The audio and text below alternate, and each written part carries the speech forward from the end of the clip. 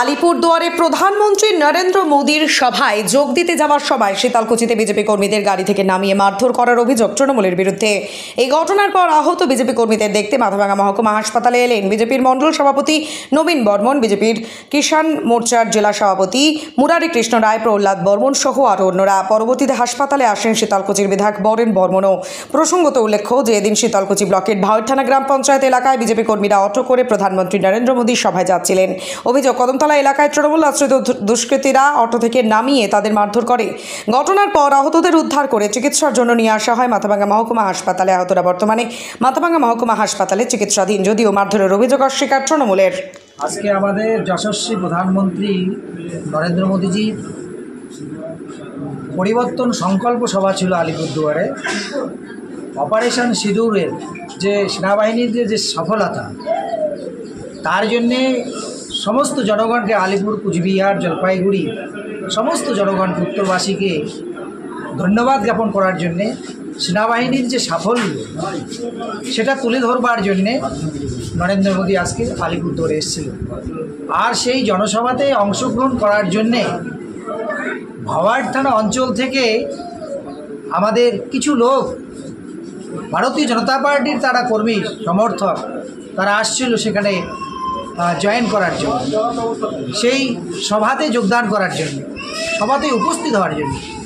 সেই সময়তে কদমতলা, গাংধর, সেখানে অতর্কিত আক্রমণ করে তৃণমূলের যে দুষ্কৃতকারীরা, তারা এমনভাবে প্রহার করেছে আমাদের কর্মীদের উপরে, পা একদম ভেঙে ভেঙে টুকরো টুকরো করে দিয়েছে, কারো মাথায় চোট লেগেছে, মাথা ফাটিয়ে দিয়েছে।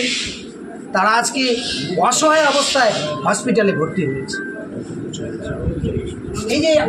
এই যে ভদ্রলোককে দেখছেন, কাকুর বয়সী 60 বছর 70 বছর বয়স, এনাকে এক পুকুরে ডুবিয়ে ধরেছে। কিছুক্ষণ ডুবিয়ে রাখার পরে তাকে ছেড়ে দিয়েছে।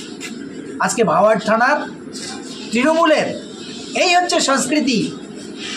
শুনলাম সেখানকার নেতা বাইট দিয়েছে, এটা নাকি বিজেপির গোষ্ঠী কন্দলের ফসল।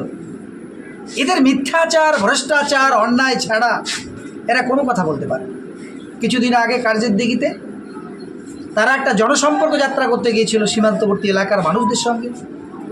সেখানে সভাস্থল থেকে, তৃণমূলের সভাস্থল থেকে বেরিয়ে তৃণমূলের সমর্থকরা পুলিশের গাড়ি থেকে একজন কনভিক্টেড আসামিকে পুলিশ তুলেছিলেন। সেই পুলিশের কাছ থেকে তারা ছিনিয়ে নিয়ে গেছিল। তারপরে তারা বয়ান কি দিয়েছে নেতা নেত্রীরা, যে তারা গ্রামবাসীরা, গ্রামের মানুষ আজকে বিরোধিতা করেছে, বিদ্রোহ করেছে। এই যে তাদের ভ্রষ্টাচার আজকে দিয়েছে যে বিজেপির নাকি এটা গোষ্ঠীকন্দল। কোথায় গোষ্ঠীকন্দল? একেবারে নিরীহ মানুষ, তারা নরেন্দ্র মোদীকে দেখতে যাচ্ছিলেন আলিপুরদুয়ারে। তাদের কি অপরাধ ছিল? অহরহ প্রতিনিয়ত শীতলকুচি তথা কুচবিহারে বিভিন্ন জায়গাতে গাড়ি আটক করা হয়েছে, ভাঙচুর করা হয়েছে। এরা যে গাড়িতে এসেছিল সেই গাড়িও ভাঙচুর করা হয়েছে। এই অবস্থা পশ্চিমবাংলাতে এরা একটা নরকের রাজত্ব চালাচ্ছে, একটা সন্ত্রাসের রাজত্ব চালাচ্ছে। আর তার ফলেতে গ্রামের সাধারণ মানুষ, তারা কোনো পার্টির সমর্থক নয়, নরেন্দ্র মোদীকে দেখার ইচ্ছা ছিল, নরেন্দ্র মোদীকে দেখবে, যশস্বী প্রধানমন্ত্রীকে দেখবে। এই তো তার পরিণামস্বরূপ তারা আজকে হাসপাতালে ভর্তি আছে। এর বিচার জনগণ করবে, জনগণ বিচার দেবে, রায় দেবে, সময়ে সব কথা বলবে জনগণ।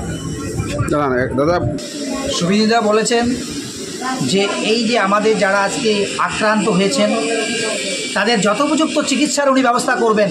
তিনি আমাদের পাশে সর্বদাই আছেন, থাকবেন। এই যে আশা প্রত্যাশা উনি আমাদের কাছে আছেন, এই বার্তাই আমাদের দিয়েছে। অবশ্যই এফআইআর করা হবে। কেন এইভাবে নিরীহ মানুষদের উপর আক্রমণ? তারা যদি বিজেপির কর্মী হতো আমার আপত্তি ছিল না, তারা আজকে নরেন্দ্র মোদী দেখার ইচ্ছে ছিল, আর তার ফলেতেই তারা যেত সেখানে। আজকে পুলিশের কথা বলবো, পুলিশ তো দলদাস, নাটক করছে, তারা হচ্ছে অভিনয় করছে। তার ফলেতে কে কোথায় মারা যাবে, কে কোথায় ক্ষতিগ্রস্ত হবে, আক্রান্ত হবে, এদিকে তাদের কোনো শিথিলতা নেই। মমতার কথা মতো তারা চলে, তার মমতার কথায় ওঠে, তারা বসে।